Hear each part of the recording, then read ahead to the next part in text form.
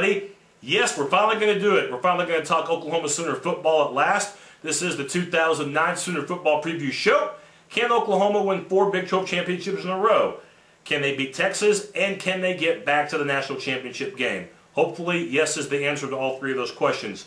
Let's begin to break down OU right now by talking offense and the quarterback, Heisman Trophy winner Sam Bradford, back for another season for OU. Pretty much Bradford is admired around these parts as much as apple pie, Chevrolet, and the Easter Bunny all rolled up into one. And by the way, Bradford did win the Heisman Trophy last year. Right, Texas? Right, Florida?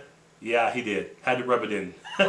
Anyway, Bradford, the stats on the bottom of the screen pretty much tell it all. In fact, Bradford just 14 TD passes away from hitting 100 TD passes for his career. Don't be surprised if he accomplishes that feat before Big 12 play begins in October. Very well could happen. The backfield, solid as a rock for Oklahoma. 2,000-yard rushers back for the Sooners. That's DeMarco Murray, and that's Chris Brown. Brown, by the way, gained over 1,200 yards a year ago for the Sooners. Those two, along with Matt Clapp, the fullback, returned for the Sooners. As far as OU's receiving core, maybe not as experienced as in years past. Gone are Manuel Johnson, Quentin Chaney, and one of their best receivers in school history, Joaquin Iglesias. Now stepping in to hopefully be the headliner for OU after being a supporting cast member a year ago, Ryan Broyles. Broyles will probably be one of Sam Bradford's favorite targets, and Broyles will also return kicks and punts. Now, as far as complimenting Broyles, looks like Aiden Tennell will be the guy. Offensive line, this is why I think the media maybe didn't pick Oklahoma as high as number 3.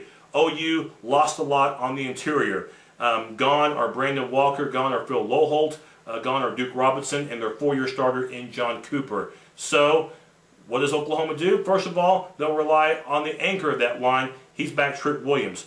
Williams will move from right tackle to left tackle. He has All-American written all over his name. He's back another year for Oklahoma. And then on the right tackle spot, Corey Brandon will probably get the start, but Jarvis Jones, the transfer from LSU, should see quality playing time. The guard positions, again, Oklahoma in a way starting over because you lose Walker and because you lose Robinson. So now, who will assume the starting position at the left tackle? It looks like it'll be Brian Simmons. Simmons actually started a game or 2 for OU a year ago and saw quality playing time in other games. So they're not hurting from the left guard position as much as they will be from the right. From the right, Stephen Good, it looks like, will be the starter. But Good did not play very much last year. He'll play a lot this year. That is if he's good. No pun intended, of course. And then the center position, 4-year starter, as I mentioned, at Cooper. He's gone, so now you have a new guy who will be assuming that spot, Ben Hayburn, who got a medical hardship year. So now in the stat book, in the program, it's going to say he's a freshman, but he did play a few plays last year before that devastating ankle injury. But again, the NCAA gave him another year of eligibility, so he's still a freshman, and he'll be the man in the middle for Oklahoma.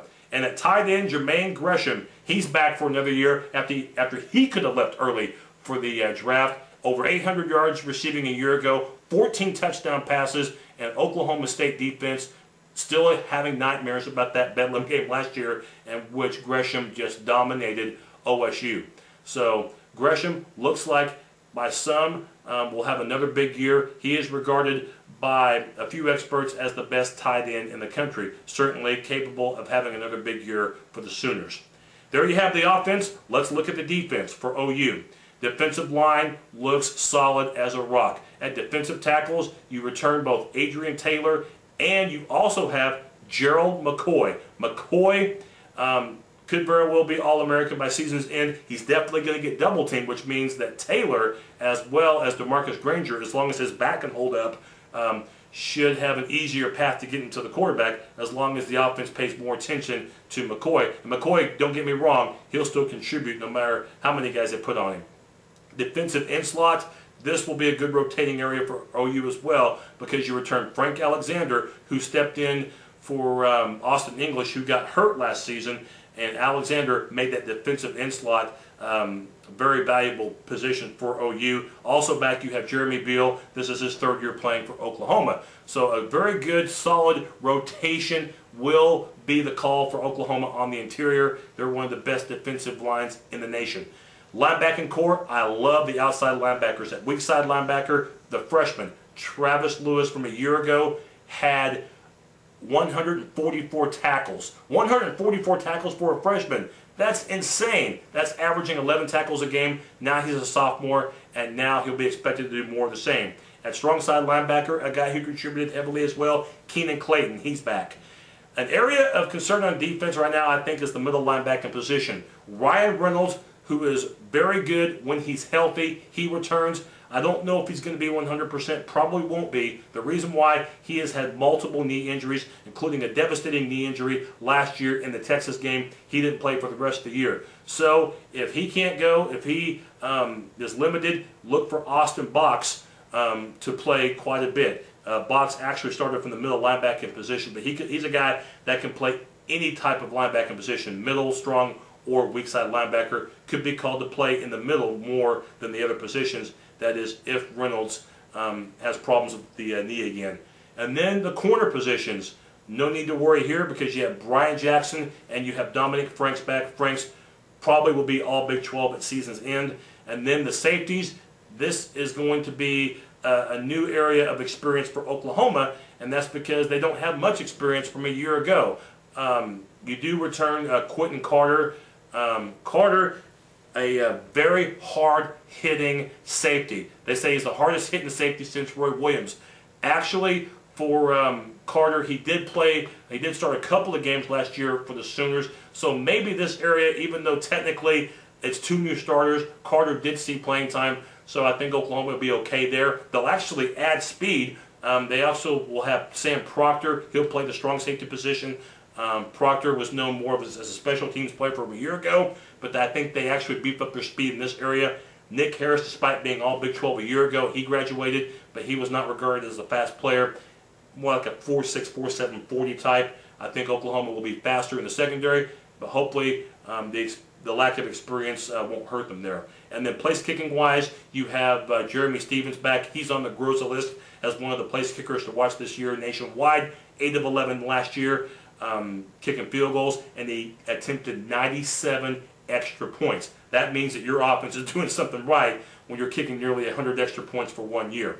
And then the special teams, as far as defending kicks, have to do a better job. They did a good job against Florida in defending the kickoff return, but gave up 4, count them, 4 kickoff returns for touchdowns. The one that hurt the most was the one against Texas. I think that really turned the momentum of that game around last year when Shipley burned them for that big TD return.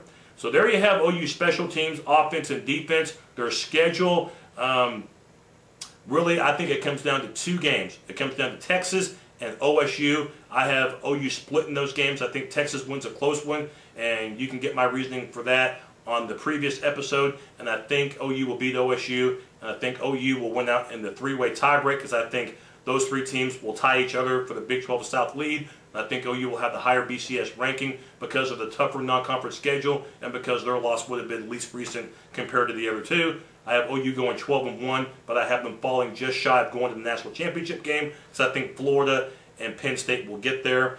And I think Oklahoma goes 12-1 and beats Boise State in the Fiesta-Bowl. So there you have it. That's my preview. Like it or hate it. Remember, coming soon, we'll have the Oklahoma preview as far as who they're playing every week. Our next preview will be BYU, Brigham-Young University. That game will be in Arlington, Texas, the first Saturday of September. We'll break that down on our next episode.